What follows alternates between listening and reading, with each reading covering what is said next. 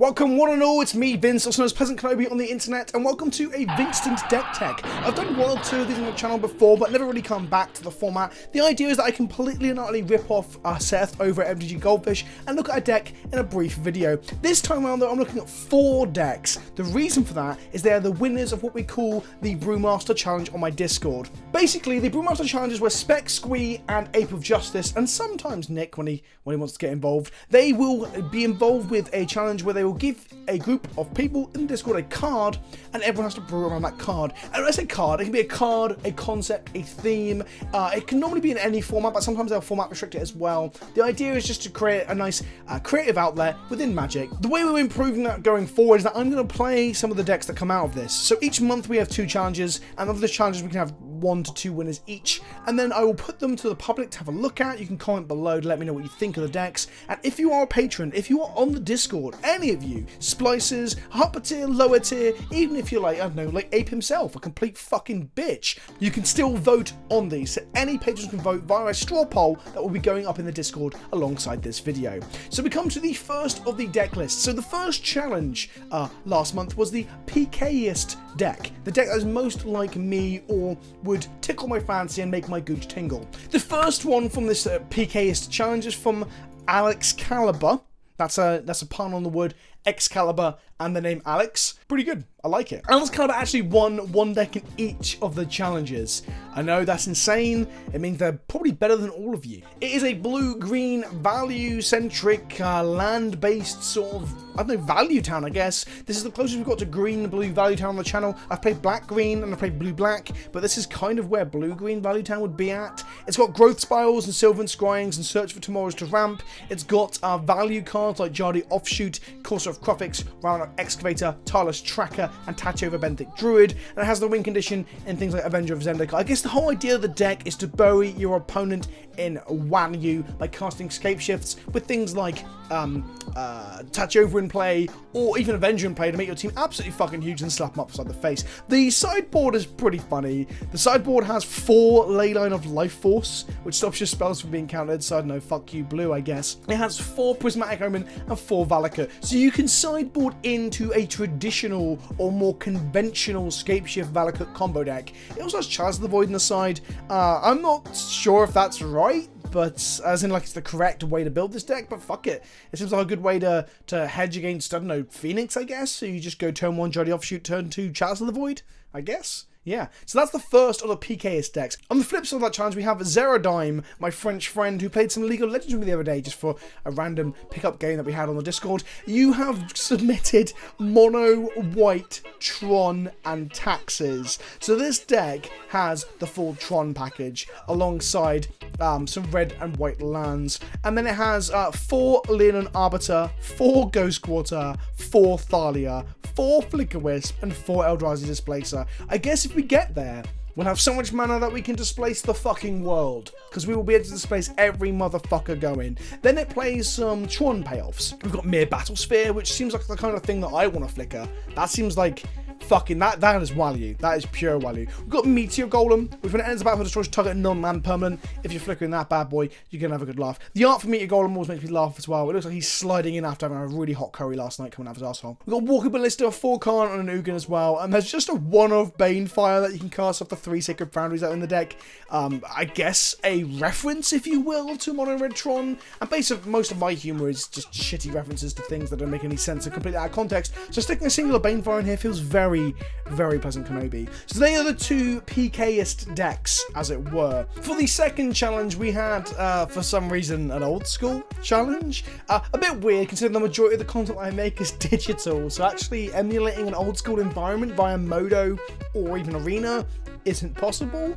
Not against random opponents anyway, but I will figure it out. I will be able to play the deck if it gets voted for. I'll have to just slam it against some patrons who also are into old school and playing similar decks. So the idea was everyone had to make a unique or interesting old school deck, and they would be voted on by the people in the Brewmaster Challenge anyway, I believe. So it was about not just playing a refined like tier 1 list, but instead playing something maybe a little bit more unique, or that might appeal to the judges, as it were. For the extent and purposes of this challenge, old school is considered to be from limited edition alpha right up to the dark, and obviously it follows the normal restricted things. Ancestral Recall, Balance, Black Notes, all that jazz are restricted. Also, because it was digital, the cards like Chaos Orb were not legal either. The first win of the old school challenge was again Excalibur with this red-black sort of reanimator aggro deck. I mean, what's not to like? On one hand it's got 4 Lightning Bolt, and on the other it's got 4 Hallows Eve and 4 Bazaar of Baghdad. If you don't know about All Hallows Eve, it's quite a weird card. I've never cast and resolved it. It comes into play with 2 scream counters on it. At the beginning of your upkeep, if it's exiled with a scream counter on it, you can remove a scream counter from it. If there are no more scream counters on All Hallows Eve, then put it into your graveyard, and each player returns all cards from his or her graveyard to the battlefield. Now, this deck is playing multiple Shivering Dragons and multiple Ball Lightnings. The idea is you could just, like, insta-kill your opponent on one turn, 4 Ball Lightnings out of the graveyard.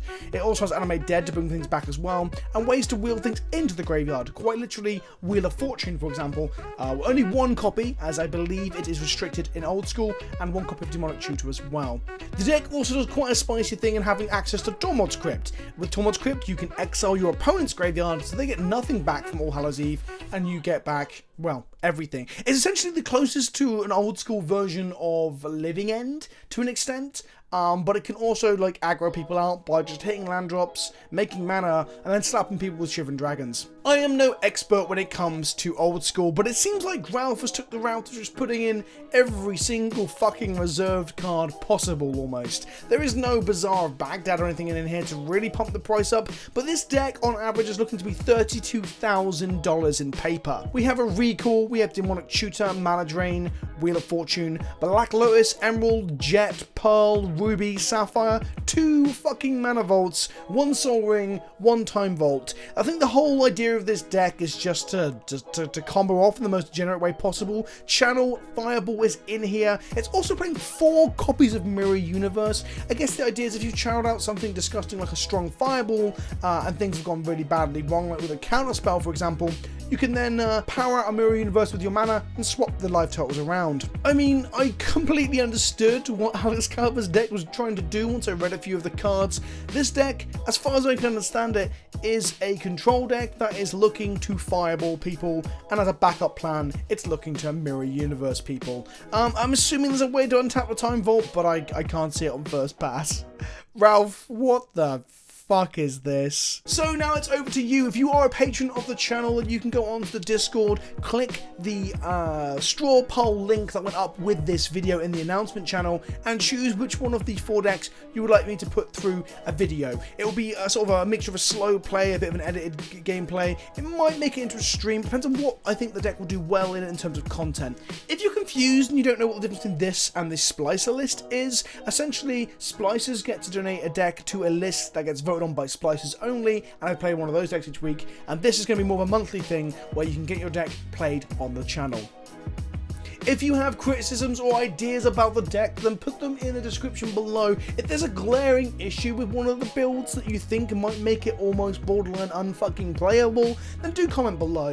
You can make your voice known in the comment section below, and we'll discuss that on the Discord, but the voting comes down exclusively to patrons on the Discord. If that sounds like an advertisement for the Discord, well, it kind of is. Fucking sue me, alright? This is my full-time job. I need to make money somehow. The link to the Patreon is in the description below. Click through to it, and just for a couple of dollars a month, you can become a member of the PleasantKenobi Discord and get involved with the community. We play games a little bit. We have things like this and the Card Masters Challenge as well. Come hang out, come join in. And until next time, I will see you all very, very soon. Probably playing one of these eclectic collections of vomit and semen birthed from the infernal pits of my Discord. I've been Vince. Ta-ta for now.